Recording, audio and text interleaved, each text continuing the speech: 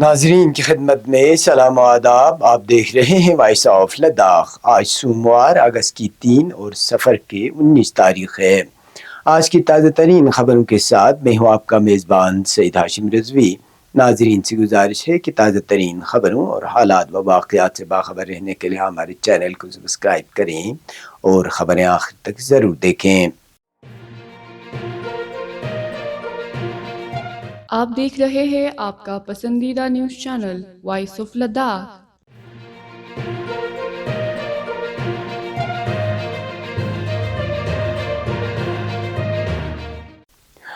ضلع کرگل کے سرحدی اور خوبانی کی پیداوار کے لیے معروف گاؤں ہرداس میں اتوار کی شام بادل پھٹنے اور شدید موسلادھار بارش کے باعث اچانک خطرناک سیلابی صورتحال پیدا ہو گئی، جس سے علاقے میں خوف و ہراس پھیل گیا. تاہم خوش قسمتی سے سیلابی ریلا آبادی کے بجائے نالے کے قدرتی راستے سے گزر گیا، جس کے نتیجے میں گاؤں کسی بڑے جانی یا مالی نقصان سے محفوظ رہا.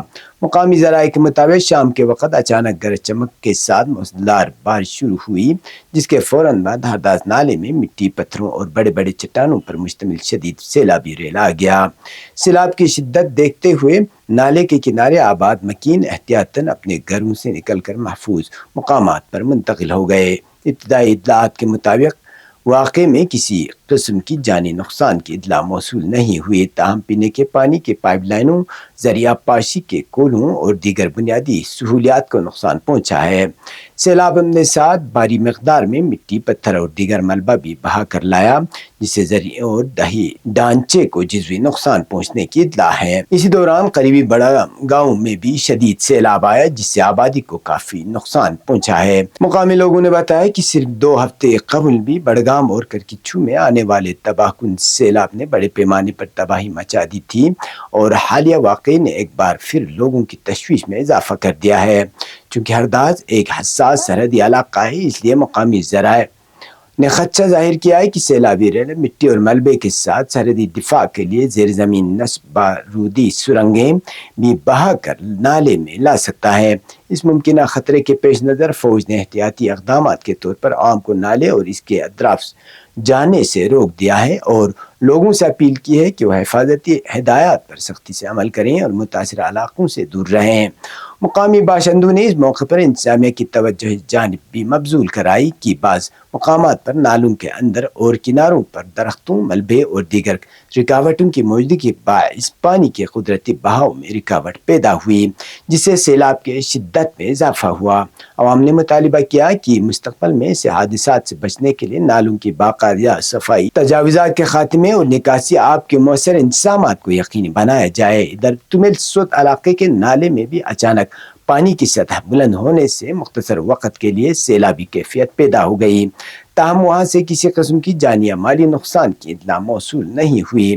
انتظامیہ اور متعلقہ محکمے صورتحال پر مسلسل نظر رکھے ہوئے ہیں، جبکہ عوام سے اپیل کی گئی ہے کہ وہ غیر ضروری طور پر نالوں، سیلابی گزرگاہوں اور متاثرہ مقامات کا رخ نہ کریں اور صرف سرکاری و حفاظتی ہدایات پر عمل کریں.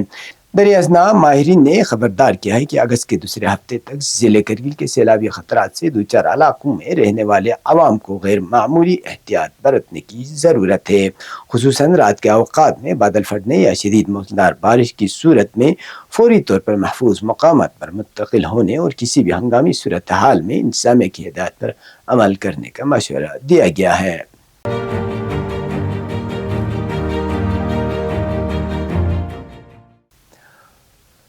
اربعین حسینی کی آمد کے پیش نظر ضلع کرگل میں جلوس آزار اور عزاداروں کی سہولیات کے لیے ضلع انتظامیہ اور مختلف مذہبی تنظیموں کی جانب سے وسیع پیمانے پر تیاریاں جاری ہیں.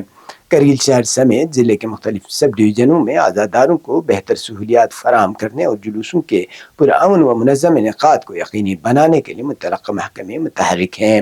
ضلع انتظامیہ کی جانب سے پینے کے صاف پانی کی فراہمی، طبی سہولیات، صفائی ستھرائی، ٹریفک نظم و نسق اور دیگر بنیادی انتظامات کو حتمی شکل دی جا رہی ہے.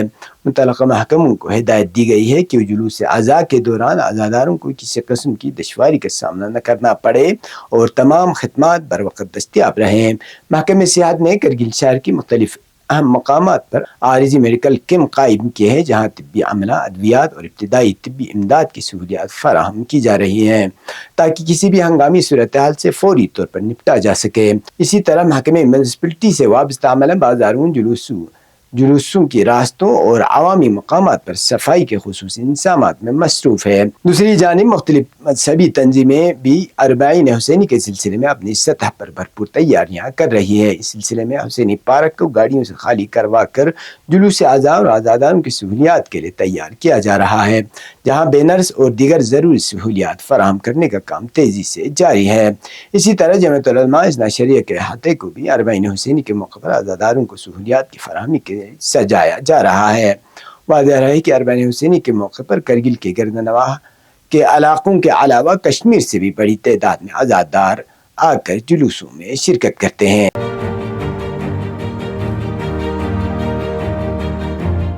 امام خمینی میموریل ٹرسٹ کرگل کے ذیلی ادارہ بسیج امام کے رضاکاروں نے بڑگام اور ہرداس میں سیلاب آنے کے فوراً بعد باز آبادکاری مہم شروع کر دیا ہے اور متاثرہ خاندانوں کی بھرپور مدد کی ہے۔ ذرائع کے مطابق حالیہ اچانک سیلاب سے شدید متاثر ہونے والے مکانات کی بحالی کے لیے رضاکار تنظیم بسیج امام مقامی لوگوں کے ساتھ مل کر گھروں سے کیچڑ، ملبہ اور سیلاب سے تباہ شدہ سامان ہٹانے میں مصروف ہے۔ ان کی انتھک محنت سے متاثرہ خاندانوں کو اپنے گھروں کی صفائی اور بحالی میں نمایاں سہولیات حاصل ہوئی اور انہیں اس مشکل گھڑی میں فوری ریلیف فراہم کیا گیا۔ بسیج امام آئی کمیٹی کرگل نے اس عزم کا اعادہ کیا کہ ادارہ قدرتی آفات سے متاثرہ افراد کی خدمت اور ہر ممکن امداد فراہم کرنے کے لیے ہمیشہ پیش رہے گا۔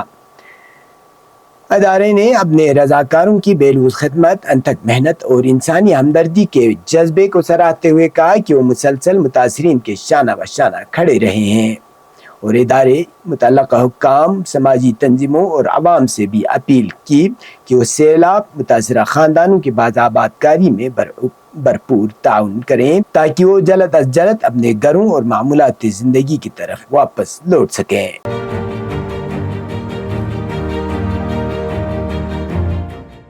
ضلع کرگل کے اسد علاقے کے تمیل گاؤں میں اتوار کو اسد عاشورہ نہایت عقیدت، احترام اور مذہبی جوش و خروش کے ساتھ منایا گیا، جس میں ضلع بھر سے ہزاروں عزاداروں نے شرکت کر کے حضرت امام حسین علیہ السلام اور شہدائے کربلا کی عظیم قربانیوں کو خراج عقیدت پیش کیا۔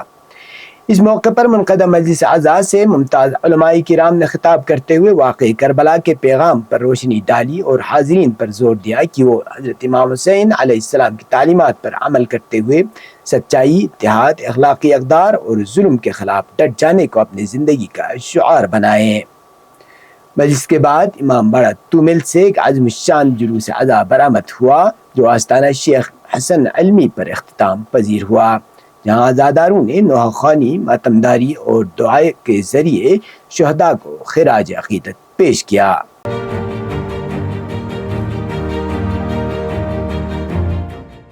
لداخ کے لیفٹیننٹ گورنر ونئے کمار سکسینہ نے کہا کہ عبوری لینڈ یوز فریم ورک کا مقصد عوام کو غیر ضروری انتظامی رکاوٹوں کے بغیر رہائشی مکانات تعمیر کرنے، کاروباری ادارے قائم کرنے اور جائز ترقیاتی سرگرمیاں انجام دینے میں سہولیات فراہم کرنا ہے، جبکہ ماحولیات اور منصوبہ بندی سے متعلق تقاضوں کا بھی تحفظ یقینی بنایا جائے گا۔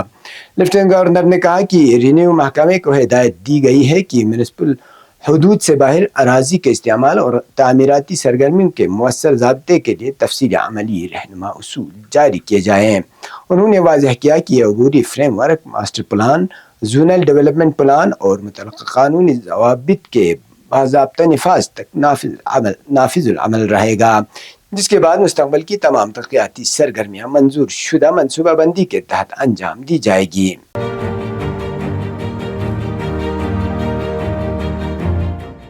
لداخ خود مختار پہاڑی ترقیاتی کونسل کرگل کے ایگزیکٹو کونسلر آغا سید مجتبیٰ موسوی نے ضلع کرگل بالخصوص سب ڈویژن سانکو میں حالیہ دنوں انسان اور براؤن بیئر کے درمیان بڑھتے تصادم کے واقعات کا جائزہ لینے کے لیے ایک اہم اجلاس کی صدارت کی۔ اجلاس میں انسانی جانوں اور جنگلی حیات کے تحفظ کے لیے مربوط حکمت عملی اختیار کرنے پر زور دیا گیا۔ اجلاس میں ضلع شیپ ہسبنڈری آفیسر ڈاکٹر نیاز الحسنین، وائلڈ لائف وارڈن رضا علی عابدی اور محکمہ اینیمل ہسبنڈری کے ڈاکٹر محمد ابراہیم نے شرکت کی۔ اس موقع پر حالیہ واقعات، زمینی صورتحال اور مختلف محکموں کے درمیان بہتر تال میل کے ذریعے مسئلے سے نمٹنے کے اقدامات پر تفصیلی تبادلہ خیال کیا گیا۔ ایگزیکٹو کونسلر آغا سعید مجتبیٰ موسوی نے مویشی پال حضرات کو ہونے والے نقصانات پر تشویش کا اظہار کرتے ہوئے متاثرہ خاندانوں کو بروقت معاوضہ فراہم کرنے کی ہدایت دی۔ انہوں نے متعلقہ محکموں کو معاوضے کے عمل کو مزید آسان اور تیز بنانے کے ساتھ ساتھ ریچھوں کی انسانی آبادیوں کی جانب آمد روکنے کے لیے مؤثر اور دیرپا اقدامات کرنے کی بھی تاکید کی۔ اجلاس میں وائلڈ لائف وارڈن رضا علی عابدی نے بتایا کہ حساس علاقوں میں نگرانی سخت کر دی گئی ہے، ریپڈ رسپانس ٹیمیں اور فیلڈ عملہ تعینات ہیں، رات کے گشت میں اضافہ کیا گیا ہے، جبکہ کنٹرول روم 24 گھنٹے فعال ہے تاکہ کسی بھی ہنگامی صورتحال کا فوری جواب دیا جا سکے۔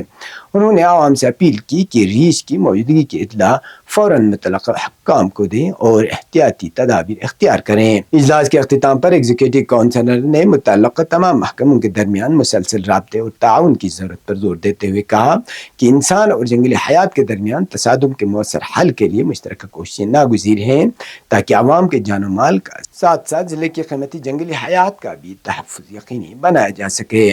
اب پیش قومی اور بین الاقوامی خبریں۔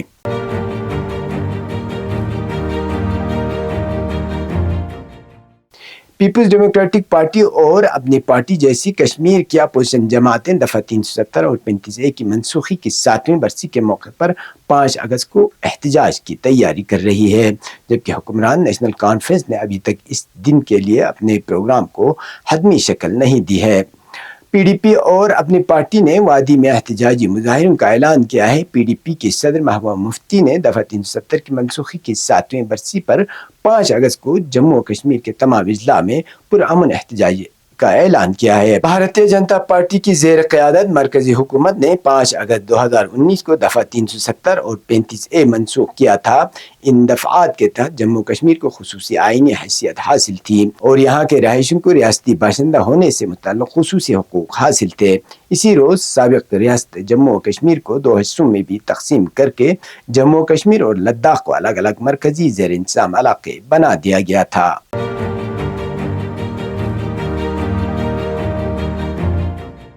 اسلامی جمہوریہ ایران کے دفتر خارجہ کے ترجمان اسماعیل بقائی نے کہا ہے کہ آبنائے ہرمز میں بحری آمد رفت کے لیے عمان کے ساتھ طے پانے والا سمجھوتہ محض جہازوں کی محفوظ نقل و حرکت کا پیش خیمہ ہے، اسے آبنائے کے دوبارہ کھلنے کی مترادف نہیں سمجھا جائے۔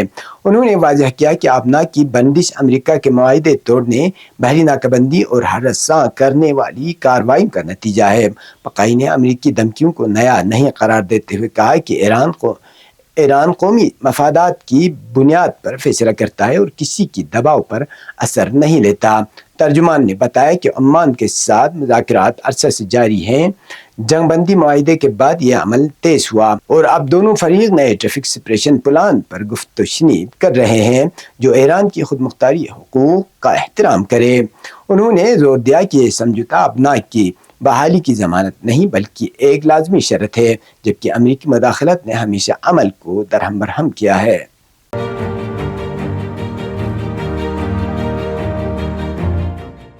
عراق میں اربعین حسینی کے موقع پر 170 ممالک سے 50 لاکھ سے زائد زائرین کربلا پہنچ گئے، جن میں 26 لاکھ ایرانی شامل ہیں۔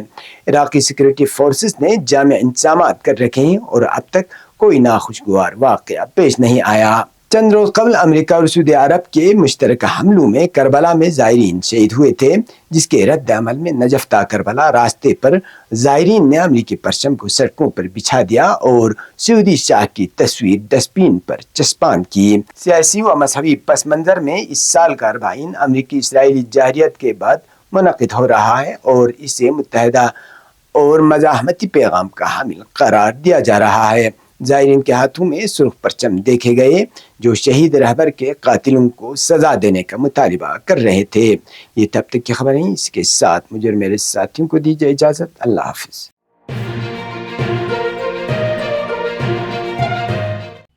मकामी, कौमी और बैन अल-अक़वामी खबरों से बाखबर रहने के लिए चैनल को लाइक, शेयर और सब्सक्राइब करें।